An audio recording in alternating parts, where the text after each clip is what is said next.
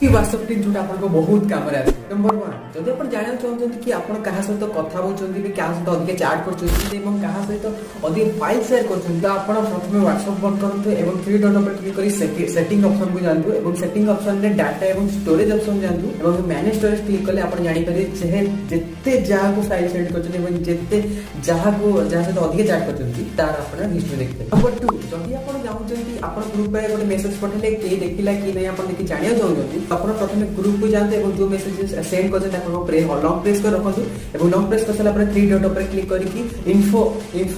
click କରିକି ଆପଣ ଯାଆନ୍ତୁ ଦେଖନ୍ତୁ କି ଦେଖିଛି କି ନାହିଁ ଜଣା ପଡୁଛି କି ଆପଣଙ୍କର ମେସେଜିଂ एंड लास्ट ଏବଂ थर्ड ट्रिक होची WhatsApp ରେ जोटा मोर पर्सनली फेवरेट एंड आपण যদি दिन सारा दिन राति जा सहित अधिक କଥା होचन कि अधिक चैट करछन WhatsApp रे जो चैट रे आपण କଥା होचन लंग प्रेस कर रखନ୍ତୁ थ्री डॉट पर क्लिक करନ୍ତୁ ଏବଂ ऐड चैट रे क्लिक करନ୍ତୁ ଏବଂ आपण जो आपण चैट कर सेटा आपण होम स्क्रीन को पळै आसीबो जोटा आपण को 1000 थर WhatsApp जिया